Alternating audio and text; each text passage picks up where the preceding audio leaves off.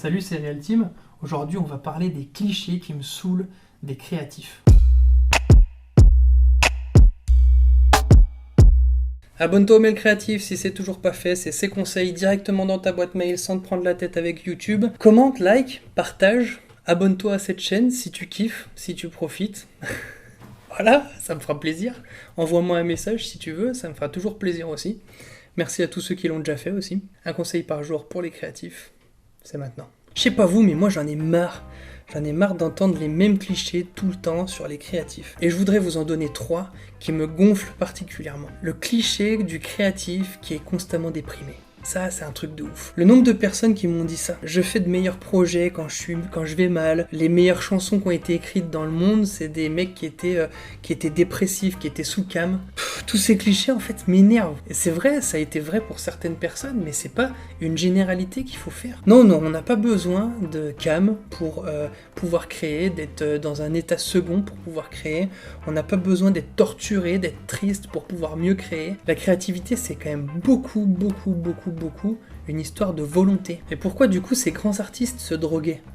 Et pourquoi ils étaient pas bien et pourquoi ils étaient torturés ? Probablement, la première chose, c'est qu'en fait, on les forçait à créer des choses, à créer plein de choses, à créer des chansons, à créer des œuvres, à créer toutes sortes de peintures ou d'objets d'art. Et en fait, ils étaient sous pression constante de devoir créer. Et du coup, c'était pas eux. Et forcément, pour oublier de cette pression, toute cette pression médiatique ou quoi que ce soit, forcément tu prends de la cam quoi. Et bien sûr, quand les choses vont mal dans nos vies, on a besoin de l'extérioriser avec l'art. Oui, il faut le faire, c'est bien. Mais en fait, quand tout va bien aussi, on a besoin d'extérioriser avec l'art. Et je pense qu'il faut qu'on aille dans cette direction. Extériorisons ce qui se passe à l'intérieur. Et il n'y a pas que du mauvais qui se passe à l'intérieur. Il y a aussi du bon. Le deuxième gros cliché, c'est le créatif est désorganisé. Ça, c'est un truc qui me gonfle de ouf. Là, je vais vous donner des exemples personnels parce que je suis le premier désorganisé. C'est vrai. Mais j'aime pas quand c'est une excuse en fait. Ça devient une excuse. Le nombre de fois où j'ai perdu du temps sur une fresque parce que j'avais oublié de prendre un pinceau ou parce que j'avais oublié de recharger ma batterie de téléphone pour filmer. Le nombre d'heures que j'ai passé à chercher des trucs plutôt que de créer, c'est un truc de malade. Tout ça parce qu'en fait, j'étais pas organisé. Du coup, face à ce manque d'organisation, qu'est-ce que j'ai fait ? Je me suis forcé à m'organiser. Je me suis forcé. C'est pas ma nature première d'être organisé, mais je me suis forcé à m'organiser. Et encore, de temps en temps, j'ai des petits couacs, quoi. Et j'apprécie les personnes qui sont désorganisées, mais qui se forcent à s'organiser, parce que les autres me gonflent, en fait. Ils utilisent ça comme excuse. Oh, de toute façon, je suis créatif, je suis un artiste, donc forcément je serai désorganisé. Donc face à la désorganisation, il y a 2 possibilités. Soit tu t'excuses en disant de toute façon c'est comme ça, je suis un artiste. Soit tu décides de te battre parce que c'est un vrai problème. Donc essayons de nous battre contre la désorganisation. Encore une fois, si vous êtes désorganisé, je vous comprends complètement, je suis le premier à être désorganisé. Mais je vous encourage, battez-vous. Il y a plein d'outils qui existent maintenant pour nous organiser, que ce soit les agendas, que ce soit des caisses à outils pour ceux qui sont artistes, des étagères, enfin, organisons-nous, quoi. Ça nous fera du bien, et à notre cerveau, visuellement aussi, ça fait du bien. Alors là, c'est plus ou moins organisé, mais voilà, je vous encourage, organisez-vous. Le troisième gros cliché que je supporte pas du tout, parce que ça m'a bouffé pendant une bonne partie de ma vie, le créatif est un pauvre qui vit de rien.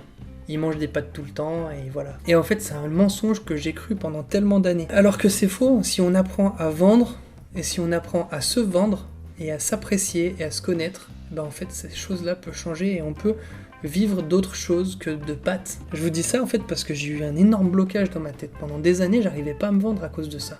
Parce qu'un artiste, finalement, à partir du moment où il vend, à partir du moment où il se vend, en fait, c'est un escroc. Et c'est dans l'inconscient collectif, c'est comme ça, en fait, un artiste quand il se vend, c'est un escroc. Et c'est faux, c'est vraiment un mensonge. Et aujourd'hui, on peut trouver des clients partout, les réseaux sociaux, les contacts, les réseaux d'amis et tout ça, franchement, ça n'a jamais été aussi facile que de trouver aujourd'hui des clients. Donc un artiste, à part s'il veut vivre juste de ce que lui donne l'État, il peut faire beaucoup plus, il peut aller plus loin. Maintenant, c'est vrai, ça demande de travailler.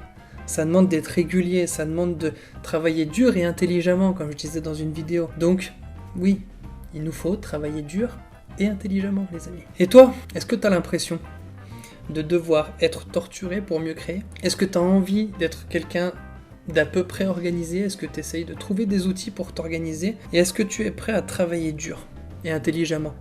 pour gagner de quoi vivre de ta créativité, de ta passion. Je t'encourage. Sur ce, restez créatif. À plus.